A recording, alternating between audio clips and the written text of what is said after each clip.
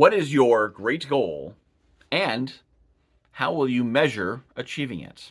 How will you achieve? What's the path to it?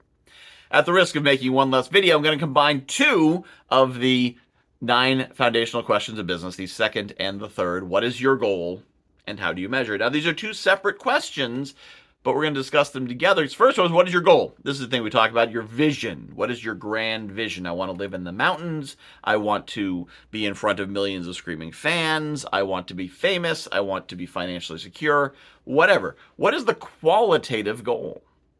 And then the second question is, quantitatively, what does it take to achieve that? Now, normally, this is money.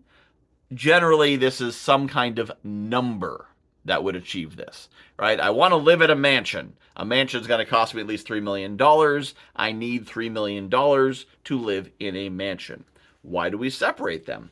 Because you don't always need $3 million to live in a mansion. I was talking to someone the other day who was saying that he used to work on the staff in a quirky little hotel in Scotland that used to be a mansion. It was, one of those Downton Abbey type things.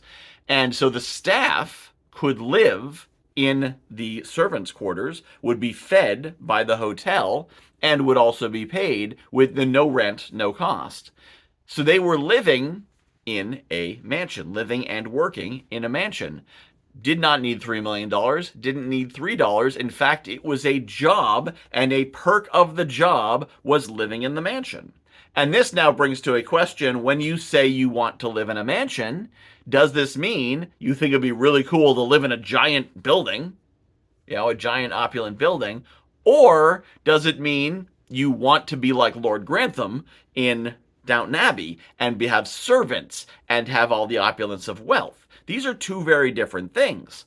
Living in a mansion could just mean I love old giant buildings, and the opulence and the elegance of these mansions just thrills me.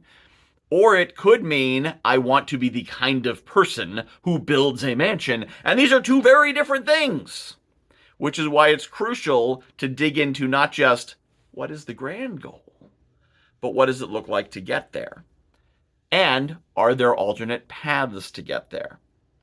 Now, you need to be honest with yourself, similar to talking about values, about what your goals really are. There's a lot of goals that marketing tells you you want. There's two things that always make me push back on a goal. One is round numbers, and the other is something that sounds like a marketing call to action. Build your 7-figure business.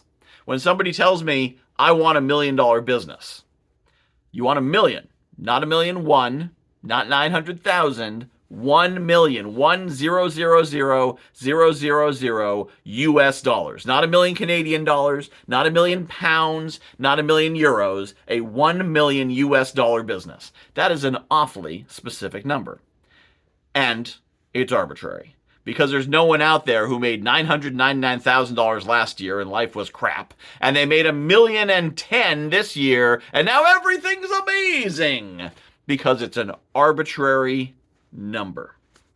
It is round, and it sounds like marketing. So think about your goals.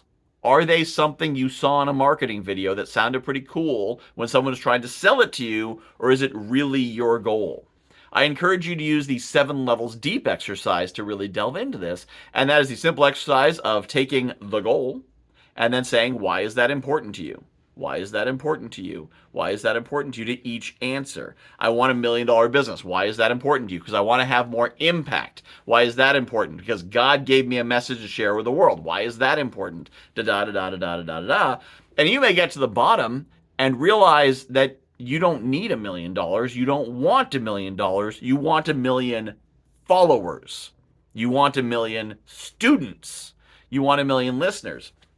A question I often ask when I'm coaching people is, if you had the choice of $1 million, but you'd never influence anyone, or 1 million followers, people that you're changing their lives, but you live as a monk, you have no money, which would you choose?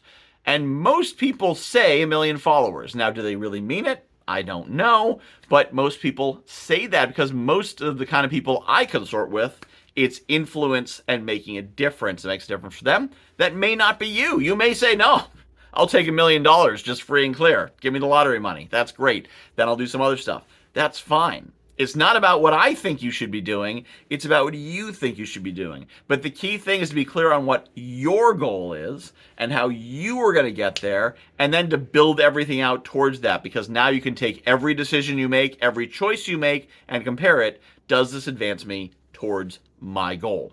Stick around, because soon we're going to be dealing with the other 6 of the 9 foundational questions.